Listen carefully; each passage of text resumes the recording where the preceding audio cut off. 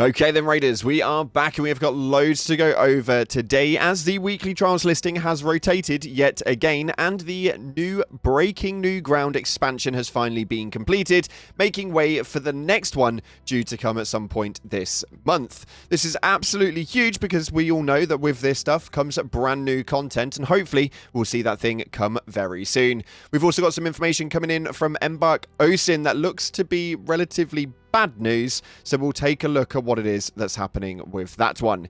If you haven't already, smash that beautiful like button and subscribe with post notifications turned on. It'd be greatly appreciated. Make sure you're checking out our incredible sponsor, GamerSupps, the company that offer esports athletes and gamers alike with the most effective and healthy energy drink option, and we've got new releases going on all of the time. Our latest one is a Gamer of Thrones one. Yeah, I know, I'd want it too. Links in the description. Use code CLOUDPLAYS at checkout for a cheeky discount. And if you want a copy of the game for free, or if you just want some Raider tokens, it's very simple. Head down into the comment section and put any coloured love heart and it'll enter you in. We'll be announcing that one in just 2 days time, so make sure you stay tuned to the channel for that one. With that being said, let's dive into the game and see what's happening right now inside of Arc Raiders. Now, at the exact point of actually going to edit this video, we received a message off one of our subscribers, who I'm not going to name for the obvious reasons, but we have actually found the full skin that is going to be available during your reset.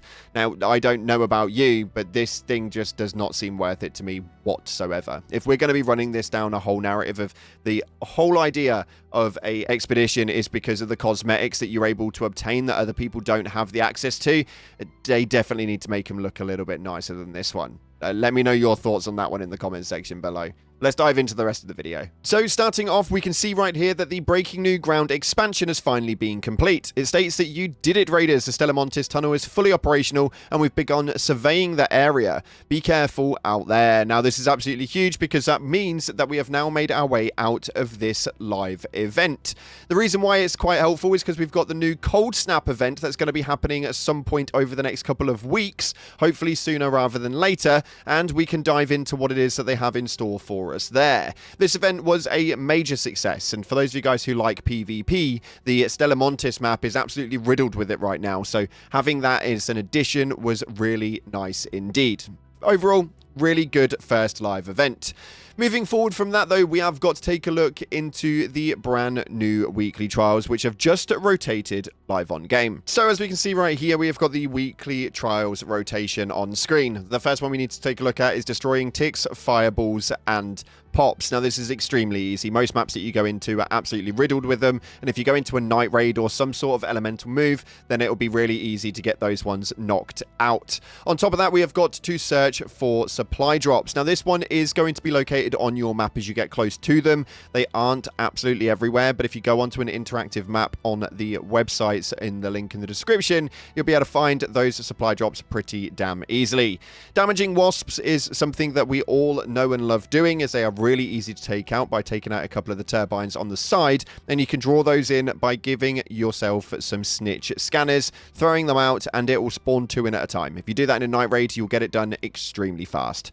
Damaging bastions is the best move with a deadline, and now the deadline, you can now get 1 at least, I think it is, in the traders, so you can go and pick up 1 of those. You should have a few backed up, so going over to a bastion and just planting it on the back should do enough damage to at least knock most of its legs off, and you can just do a few final shots off on that one. And then we've got to damage the queen or matriarchs. Now, for those of you guys who aren't at the end game content right then, this is going to be a very challenging thing to do, but it is still a viable option. If you take in a hole cracker, you just take in a absolute load of ammo and just start firing at it from a distance. It will target you. It's going to take a little while to get the 3-star, but you should be able to get that one done without having to actually take him out. And if somebody actually does take him out for you while you're in the fight, it will automatically give you those stars anyway. So it's a really easy one to do in hindsight, but at the moment, with the way that the game is, after playing for a good few hours earlier on today, this right now is a big challenge. You can see that we've only got around 1 star on a couple of these, and that is because the state of the game right now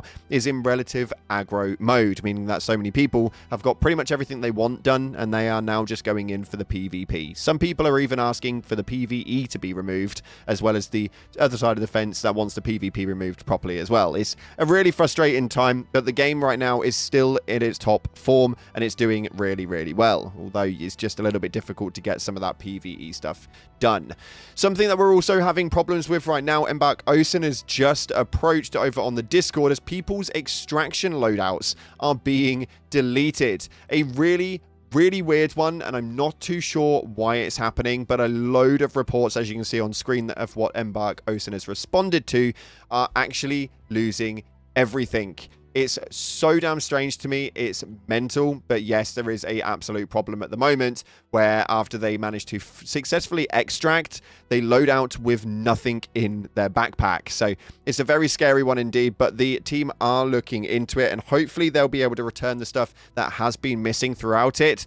It's not guaranteed, obviously. Take it with a pinch of salt, but at least the team are looking into something. Now, to give everything a bit of a positive spin, we've got a massive thanks to Rooster, which has definitely changed his name. I think that's probably down to Arc Raiders actually saying that you can't use that name. No idea. Really odd. But the Rooster account right now has posted up a really easy way to make money on Arc Raiders, including making 5 energy clips and then selling them off, meaning that you get a net profit of $3,800 each time you do it. Farming the batteries and the advanced arc power cells will mean that you'll make a net positive. It's a really helpful one. Make sure you take a screenshot of this right now, and a massive shout out to Rooster for providing that one. It's a very helpful way to make cash. And we've obviously got to get into the festive spirit, and they haven't done anything in the game yet with regards to any live events and made it festive. So it appears that players are now starting to do it themselves, as Raiders have started decorating the map with glow sticks for Christmas. It's absolutely wild, but it looks so damn cool. If you happen to have any glow sticks, just make sure you take them around with you, drop them around, and make sure it looks a little bit more festive out there on topside. It's a very good thing, because it essentially means that the community is just really on top of everything when it comes to the game. It's just nice to see sometimes. And finally, we have got to take a look at your top comments from the previous video. We've got a lot to go over with that one, as you guys have been blowing these videos out of the water just recently. So I just want to say a massive thank you for all of the work that you guys have done in just clicking the right buttons and making sure that we give likes in the right places. So if you haven't already liked this video, please do. It's definitely working, and it's helping the channel a lot. But let's take a look at the top comments from the previous video, where we went over the devs delaying extraction project to the 17th, which is slowly climbing closer with around 9 days remaining until that actually happens. You guys had a lot and had a massive opinion on the matter. This first one right states, there needs to be a way to see the total value of stash then, which actually is extremely important. I don't really understand why there's not a total stash pricing, so that if you are crazy enough to want to sell them, then you should really sell them. Or if you are wanting to do it for the expedition, then you'll know roughly how much you've got in the stash and what you need to trade out and put in to be able to make it at its maximum volume. They are going to have to do something like that at some stage. If they're going to incorporate it into the actual expeditions, then it's definitely something that is required to be in the game, because, well, they're saying the more that you have in terms of profit, the more that you are going to be able to utilize come the expedition. If you're going to have to restart an entire character, then you'd want to know that you were doing it with the best space possible. This next one stays right here. Excuse me, 12 stash spaces? Yeah, I do know what you mean by that one. I think that a full reset should really include a significant amount more, and I don't understand why it's actually not doing that. I think the more that people are reading into this, the more that people don't want to do the expedition projects, but yet are still slightly inclined that they feel the need to.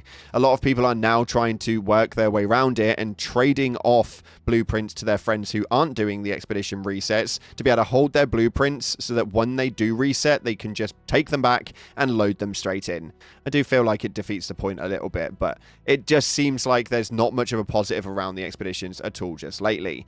And this one right here states, whoever decided on 1 mil equals 1 point is absolutely whack, which is 110% the truth. You guys are using money and currency all day, every day throughout your raids to make sure that you've got the maximum amount of stuff that you can go in with, that you can come out with some more loot as well.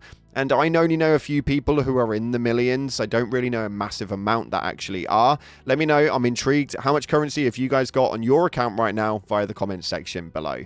Unfortunately, though, that's all we've got time for today. If you haven't already, smash that beautiful like button and subscribe with post notifications turned on. It'd be greatly appreciated.